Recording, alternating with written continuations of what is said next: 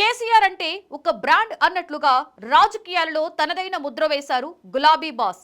Party పెట్టి ఉమ్మడి రాష్ట్రంలో మహామహులపై పోరాటాన్ని చేశారు. ఆయన అనుకున్న లక్ష్యాన్ని సాధించే వరకు విశ్రమించలేదు. చావుని సవాల్ చేసిన యోధుడిగా చరిత్రలో నిలిచిపోయారు. అయితే తెలంగాణ కోసం జరుగుతున్న పోరాటంలో అనేక మంది కొత్త పార్టీలు స్థాపించినా అవేమీ కూడా నిలబడలేదు. ఒక్క బీఆర్ఎస్ మాత్రమే ఘనంగా రజతోత్సవ వేడుకలను జరుపుకుంటోంది. అసలు ఈ 25 ఏళ్ల సుదీర్ఘ ప్రయాణంలో గులాబీ పార్టీలో విలీనమైన రాజకీయ పార్టీల చరిత్ర ఏంటి? ఆలె నరేంద్ర ఎలా విడిపోయారు? 25 ప్రస్థానం పడిలేచిన కెరటాన్ని తలపిస్తుంది. ఆ కెరటంలాగే గులాబీ పార్టీ పడిపోయిన ప్రతిసారి లేచి తన ఉనికిని కాపాడుకుంది. 2023 సార్వత్రిక ఎన్నికల్లో గులాబీ పార్టీ ఓటమి పాలైనా క్షేత్రస్థాయిలో ఆ పార్టీకి ఉన్న బలం దృష్ట్యా మళ్లీ పుంజుకోవడానికి ఎక్కువ సమయం పట్టకపోవచ్చన్నది రాజకీయ పరిశీలకుల వాదన. తెలంగాణ రాష్ట్ర ఏర్పాటే లక్ష్యంగా టీఆర్ఎస్ కంటే ముందే అనేక పార్టీలు ఏర్పడ్డాయి. కొన్ని కనుమరుగయ్యాయి, మరికొన్ని కాంగ్రెస్లో కలిసిపోయాయి. టీఆర్ఎస్ది అదే పరిస్థితి అనే విమర్శలు వచ్చాయి. కానీ అందరి అంచనాలను తలకిందులు చేస్తూ రజతోత్సవం జరుపుకుంటోంది బీఆర్ఎస్. ప్రయాణంలో చాలా రాజకీయ పార్టీలు అందులో విలీనమయ్యాయి. కాలువలు నదులు సముద్రంలో కలిసినట్టే తెలంగాణలోని రాజకీయ పార్టీలు టీఆర్ఎస్లో విలీనమైన పరిస్థితి. తెలంగాణ ఉద్యమం కోసం ఏర్పాటైన పలు పార్టీల నేతలు కేసీఆర్ నాయకత్వం పటిమ, వ్యూహ చతురత, ఆయనకున్న ప్రజాదరణ, ఆయనపై ఉన్న విశ్వాసం తదితర కారణాలతో తమ పార్టీలను టీఆర్ఎస్లో విలీనం చేశారు. తెలంగాణ రాష్ట్ర అవతరణకు పూర్వం, తర్వాత పీసీసీకి సుదీర్ఘకాలం అధ్యక్షులుగా పనిచేసిన నాయకులు కేసీఆర్ నాయకత్వమే రాష్ట్రానికి శ్రీరామరక్ష అని భావించి బీఆర్ఎస్లో చేరారు. ఉద్యమ పార్టీలు, కొన్ని రాజకీయ పార్టీలు గులాబీ పార్టీలో విలీనమయ్యాయి. చేసిన ప్రముఖ సినీ నటి విజయశాంతి అలియాస్ రావులమ్మ తెలంగాణ రాష్ట్ర సాధన కోసం 2005లో తల్లి తెలంగాణ పార్టీని ప్రారంభించింది. ఆ తర్వాత పార్టీని టీఆర్ఎస్లో విలీనం చేసి 2009లో మెదక్ ఎంపీగా విజయం సాధించింది. ఆ తర్వాత 2013లో టీఆర్ఎస్ నుండి బహిష్కరించడంతో 2014లో కాంగ్రెస్ పార్టీలో చేరి మెదక్ ఎమ్మెల్యేగా పోటీ చేసి ఓడిపోయింది.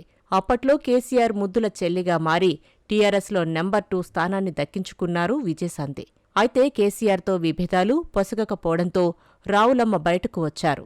టీఆర్ఎస్లో కీలకంగా ఉండి ఆ తర్వాత బయటకు వెళ్లిన నేతల్లో ఆలె నరేంద్ర కూడా ఒకరు. ఉమ్మడి ఆంధ్రప్రదేశ్ రాజకీయాల్లో టైగర్ అన్న పేరును సొంతం చేసుకున్న ఏకైక నేత ఆలె నరేంద్ర. చిన్నతనం నుంచి దేశభక్తి, క్రమశిక్షణతో హైదరాబాద్ పాత నగరం నుంచి ఎదిగి వచ్చిన నాయకుడు. ఆయన చిన్నతనంలోనే ఆర్ఎస్ఎస్ ప్రభావంతో హిందుత్వవాదాన్ని నరనరాన జీర్ణించుకున్న నేత. పాత బస్తీ రాజకీయాలు ఆయన కార్యక్షేత్రం అయినప్పటికీ హైదరాబాద్ నగరం మొత్తం ఆయన ప్రభావం ప్రబలంగా ఉండేది. దేశ రాజకీయాల్లో మోదీ ఎంతటి ఇమేజ్ సొంతం చేసుకున్నారో హైదరాబాద్ నగర రాజకీయాల్లో నరేంద్ర అంతటి ముద్ర వేసుకున్నారు. నరేంద్ర స్ఫూర్తితో నగర బీజేపీలో ఎంతో మంది నేతలుగా ఎదిగారు.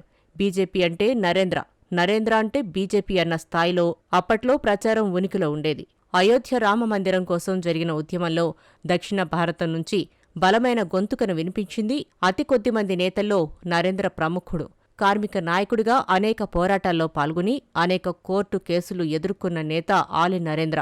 1997లో బీజేపీ ప్రత్యేక తెలంగాణ రాష్ట్ర ఏర్పాటును స్వాగతిస్తూ ఒక్క ఓటు 2 రాష్ట్రాలు కాకినాడ తీర్మానం చేయడం వెనుక నరేంద్ర కృషి మరువలేనిది. బీజేపీ నేతగా, కార్మిక నేతగా, తెలంగాణ ఉద్యమ నేతగా ఆయన జీవనయాత్ర మరువలేనిది. మెదక్ ఎంపీగా 1999 ఎన్నికల్లో విజయం సాధించారు. కేంద్ర బీజేపీ పెద్దలు కాకినాడ తీర్మానం చేసినప్పటికీ తెలంగాణ రాష్ట్రాన్ని ఏర్పాటు చేయకపోవడంతో బీజేపీకి రాజీనామా చేసి తెలంగాణ సాధన సమితి ఉద్యమ సంస్థను ఏర్పాటు చేశారు. 2001లో టీఆర్ఎస్ ఏర్పాటు కావడంతో తెలంగాణ ఉద్యమకారుల ఐక్యతను బలపరుస్తూ ప్రొఫెసర్ జయశంకర్ లాంటి మేధావుల ఒత్తిడి మేరకు టీఆర్ఎస్లో తెలంగాణ సాధన సమితి ఉద్యమ సంస్థను విలీనం చేశారు ఆలె నరేంద్ర. సుదీర్ఘ ప్రయాణంలో టీఆర్ఎస్ పార్టీలో కొన్ని ఉద్యమ పార్టీలు, కొన్ని రాజకీయ పార్టీలు విలీనమయ్యాయి. అలా విలీనమైన ఇమడలేక బయటికి వెళ్లినవారు ఉన్నారు. టీఆర్ఎస్ తన రాజకీయ ప్రస్థానంలో చాలాసార్లు చీలికలకు గురైంది. ఒకానొక దశలో పార్టీ మనుగడే ప్రశ్నార్థకంగా మారే పరిస్థితిని ఎదుర్కొంది. 2004లో ఉమ్మడి ఆంధ్రప్రదేశ్లో తొలిసారి ఏర్పడిన సంకీర్ణ ప్రభుత్వం ఎంతో కాలం కొనసాగలేదు. రాష్ట్ర మంత్రివర్గం నుంచి బయటకు రావాలనుకున్న టీఆర్ఎస్ నిర్ణయం ఆ పార్టీలో తొలిసారి చీలికలకు దారితీసింది. ఆ పార్టీకి చెందిన మంత్రి శనిగారం సంతోష్ రెడ్డి రాజీనామా చేయకుండా కాంగ్రెస్లో చేరారు. తర్వాత వచ్చిన మండలి ఎన్నికల్లో స్వతంత్ర అభ్యర్థి కాసాని జ్ఞానేశ్వర్ను బలపరుస్తూ కొందరు టీఆర్ఎస్ ఎమ్మెల్యే సంతకాలు చేసి పార్టీ నుంచి బహిష్కరణకు గురయ్యారు. 2009 తర్వాత తెలంగాణ కోసం 10 మంది టీఆర్ఎస్ ఎమ్మెల్యేలు రాజీనామా చేసి ఉప ఎన్నికలకు వెళ్లారు. ఈ ఎన్నికల్లో తిరిగి 7 స్థానాల్లోనే టీఆర్ఎస్ విజయం సాధించింది. ఎవరు ఉన్నా, ఎవరు వెళ్లిపోయినా టీఆర్ఎస్ మాత్రం తెలంగాణ కోసం రాజీ లేని పోరాటమే చేసింది. చాలామంది తెలంగాణ కోసం ఉద్యమాలు చేసినా కేసీఆర్ మాత్రం రాష్ట్రాన్ని సాధించడంలో కీలక పాత్ర పోషించారు. వచ్చాక తొలి పర్యాయం ఉద్యమ పార్టీకి పట్టం కట్టారు ప్రజలు. బంగారు తెలంగాణ నినాదంతో అధికారంలోకి వచ్చిన టీఆర్ఎస్ 4.5 పాలనలో ఇక్కడ భౌగోళిక, సాంస్కృతిక అంశాలను మేళవించి పాలన సాగించింది. పార్టీ అధినేత కేసీఆర్ వ్యూహాత్మకంగా ముందస్తు ఎన్నికలకు వెళ్లారు. ప్రజలు మరోసారి టీఆర్ఎస్నే ఆదరించారు. తెలంగాణ రాష్ట్రం కోసం ఏర్పడిన చాలా పార్టీలు చరిత్రలో కలిసిపోయాయి. కానీ టీఆర్ఎస్ తెలంగాణ తెచ్చిన పార్టీగా చరిత్రకెక్కడమే కాకుండా రెండో విడత మరింత భారీ మెజార్టీతో అధికారాన్ని గెలుచుకుంది.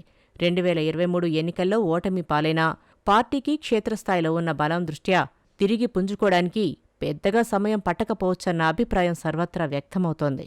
గులాబీ అధినేత కేసీఆర్ ఫామ్ హౌస్కే పరిమితమయ్యారన్న విమర్శలు ఎదుర్కొంటున్నారు. కాలు జారిపడి గాయమయ్యాక 7-10 వయసులో ఆయన రెస్టు తీసుకోవాల్సిన పరిస్థితి. కానీ ప్రభుత్వ వ్యతిరేక విధానాలపై పోరాడాలంటూ ఇప్పటికే ఒత్తిడి వస్తున్నా సరైన సమయం కోసం గులాబీ దళపతి ఎదురుచూస్తున్నట్లు తెలుస్తోంది.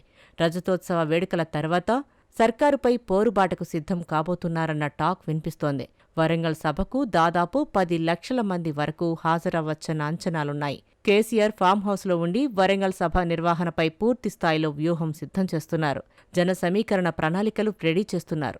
బీఆర్ఎస్ ప్రభావం ఏమాత్రం తగ్గలేదని, ప్రజల్లో పార్టీపై ఆదరణ అంతే ఉందని నిరూపించారని కేసీఆర్ పట్టుదలగా ఉన్నారు.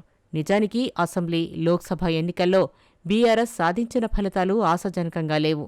అయితే రజతోత్సవ సభ ద్వారా సత్తా చూపించి బల ప్రదర్శన చేయబోతున్నట్లు తెలుస్తోంది.